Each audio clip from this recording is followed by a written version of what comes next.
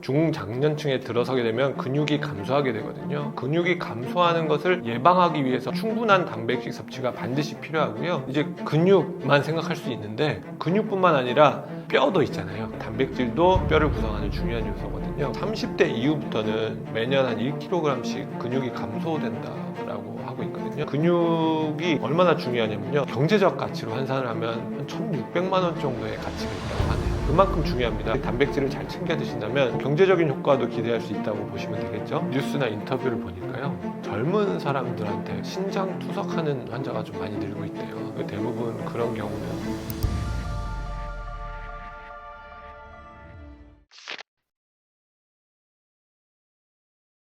이 단백질은 말이죠, 우리 몸을 구성하는 아주 필수적인 영양소인데요. 머리카락부터 시작해서 손톱, 그리고 뭐 내장, 근육, 아니면 면역세포, 이뮤노글로불린, 면역글로불린 이런 것들을 구성하는 요소입니다. 그렇기 때문에 필수적이라고 보시면 되겠는데, 특히나 중장년층에서 이게 꼭 필요한 이유가 있어요. 그래서 중장년층에 들어서게 되면 근육이 감소하게 되거든요. 그래서 이 근육이 감소하는 것을 예방하기 위해서 충분한 단백질 섭취가 반드시 필요하고요. 그리고 두 번째, 단백질이 혹시 부족하게 되면 면역력까지 떨어집니다. 그래서 나이가 많으면서 단백질이 부족해서 면역력이 떨어지면 큰 병에 걸릴 위험도 높기 때문에 그래서 또 중요하고요. 이게 우리는 이제 근육만 생각할 수 있는데 근육뿐만 아니라 뼈도 있잖아요. 칼슘만 생각하기 쉬워요, 뼈는. 근데 칼슘뿐만 아니라 단백질도 뼈를 구성하는 중요한 요소거든요. 그렇기 때문에 뼈 건강, 골다공증에도 이제 단백질이 매우 필요한 요소다라고 생각하시면 되겠습니다.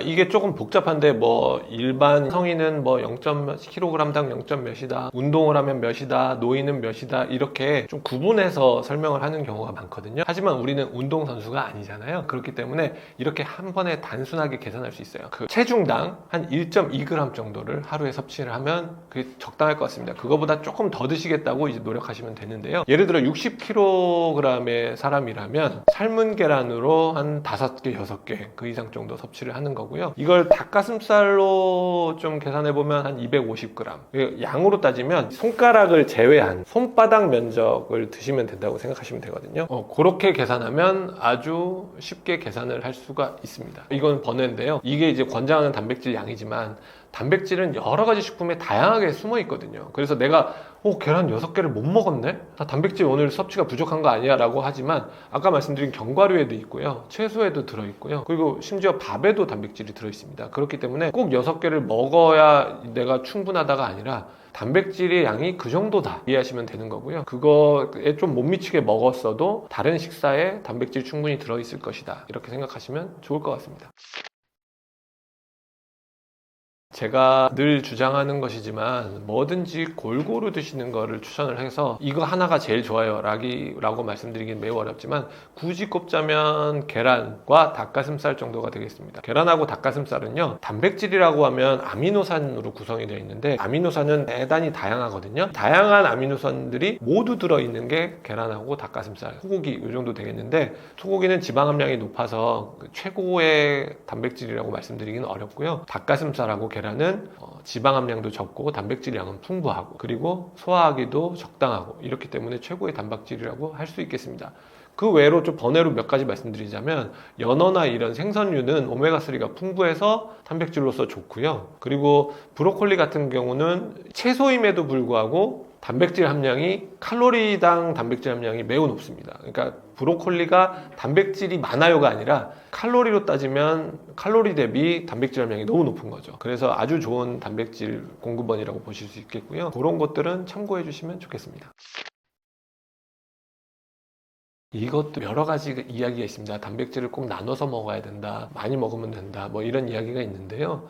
사실은 그 하루 그냥 근육 유지 그것만 본다면 하루에 단백질 촬영만 지켜주시면 이제 충분하다고 보실 수는 있겠습니다. 그래서 굳이 나눠 드시는 게 아니라 하루에 총량을 유지하면 좋지만 이거는 굳이 표현하자면 근육을 위해서 그렇다는 이야기고요. 그 외에 여러 가지 부가적인 효과를 고려했을 때는 나눠서 드시는 것이 좋습니다. 어떤 부분들이 그러냐면요, 단백질은 포만감을 오래 유지해 줄 수 있고요, 혈당 스파이크를 좀 예방해 줄 수도 있기 때문에 하루에 한 끼만 단백질로 먹는다고 하면 나머지 식사들은 탄수화물로만 이루어지게 되겠죠. 그렇게 되면 혈당 스파이크를 예방할 수도 없고 포만감을 오래 유지해 줄 수도 없습니다. 그렇기 때문에 매 끼니마다 단백질을 같이 섭취해 주시는 게 훨씬 더 좋은 방법이라고 생각이 되고요. 한꺼번에 너무 많이 섭취하게 되면 소화불량에 걸릴 확률도 많이 높습니다. 그렇기 때문에 그런 부분에 있어서는 단백질은 좀 이제 끼니마다 나눠서 적당량 드시는 것이 더 건강한 방법이라고 할 수 있겠습니다. 그리고 이런 것들은 또 참고해 주시면 좋겠네요. 단백질은 운동과 함께 복용을 하는 것이 흡수율이 좋다고 되어 있거든요. 그렇기 때문에 운동을 하지 않으면서 단백질을 많이 먹는 것보다는 운동과 병행하면서 적당량 단백질을 드시는 게 훨씬 도움이 될 것 같습니다. 또 하나, 이 단백질을 먹는다고 해서 가공육들을 먹는 경우가 있는데, 이 가공육들, 뭐 소세지나 베이컨 이런 것들이죠. 이런 것들에는 첨가물이 많이 들어있고 그것들이 첨가물들이 건강에 좋지 않은 영향을 미칠 수 있기 때문에 가공육으로 단백질을 대체한다, 이런 생각은 버리시는 게 좋습니다. 일단 근육 감소를 예방할 수 있는데요, 이거 좀 충격적인 얘기입니다. 30대 이후부터는 매년 한 1kg씩 근육이 감소된다라고 하고 있거든요. 근육이 얼마나 중요하냐면요, 노년층에서는 이제 낙상이라든지 아니면 생활 활력 아니면 삶의 질을 위해서 매우 중요한 요소로 되어 있고요. 어떤 연구에 의하면 근육 1kg이 경제적 가치로 환산을 하면 1,600만 원 정도의 가치가 있다고 하네요. 그만큼 중요합니다. 근데 이렇게 단백질을 잘 챙겨 드신다면 근육 감소를 예방하거나 아니면 운동과 병행을 잘 해주신다면 근육을 오히려 증가시킬 수 있으니까 뭐 경제적인 효과도 기대할 수 있다고 보시면 되겠죠. 그리고 두 번째로는 다이어트 효과도 있습니다. 아까 말씀드렸듯이 포만감을 좀 오래 유지시켜 주고요, 혈당 스파이크를 좀 억제해 주는 효과가 있기 때문에 다이어트 효과도 기대해 볼 수 있고요, 아까 말씀드린 골다공증 그리고 골밀도 유지에 도움이 될 수 있습니다. 그리고 면역력도 유지하는데 단백질이 매우 좋은 역할을 하고 있기 때문에 면역력을 유지하는데도 단백질이 아주 중요한 역할을 하기 때문에 장기적으로 복용하시면 많이 도움이 될 것입니다. 요즘에 그 어떤 뉴스나 인터뷰를 보니까요, 젊은 사람들한테 그 신장 투석, 혈액 투석하는 환자가 좀 많이 늘고 있대요. 대부분 그런 경우는 이제 근육량 늘리려고 단백질을 엄청나게 과다 섭취하게 되는 경우에 그런 경우가 있거든요. 그래서 정말 운동을, 나는 이제 바디빌딩을 할 거다 아니면 근육량 엄청나게 키울 거다라고 하시는 분들은 그렇게 폭탄처럼 단백질을 섭취하는 게 맞기는 한데, 제가 경험해 본 걸로는 단백질을 지금 권장해주는 양으로 섭취를 하면서 근육 운동을 해도 근육이 조금씩 늘거든요. 중장년층에서는 근육량이 주는 게 목적이 아니라, 근육량을 늘리는 게 목적이 아니라 근육량을 유지하는 게 1차적인 목적이고, 더 나아가서는 이제 근육량을 늘리는 건데, 운동을 열심히 하면서 권장량 정도만 먹어도 크게 무리 없이 근육량을 유지하거나 혹은 이제 늘릴 수 있어요. 실제로 저희 집사람하고 저는 이제 아까 그런 식단을 한 지 한 7년 정도 됐다고 했잖아요. 건강검진을 하면서 매년 1kg씩은 아니지만 조금씩 근육량을 증가시키고 있거든요. 인바디 검사 결과에서.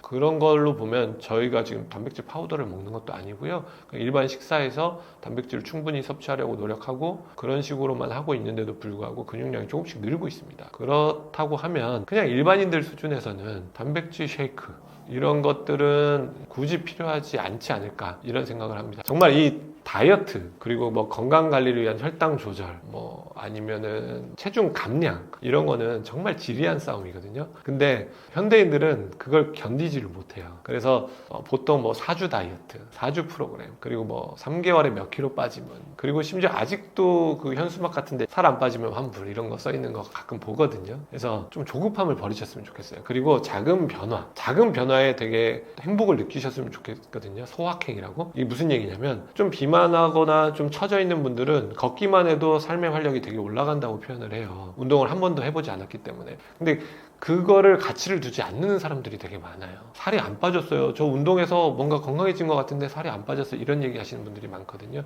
그래서 작은 변화, 신체에서 느껴지는 작은 긍정적인 변화에 아주 귀를 많이 기울여 주셨으면 좋겠다, 이런 생각이 들고요. 그렇게 하면 할수록 건강한 다이어트를 더 길게 가져갈 수 있지 않을까 하는 생각이 듭니다. 모든 여러분들이 100세까지 건강하게 사셨으면 좋겠네요.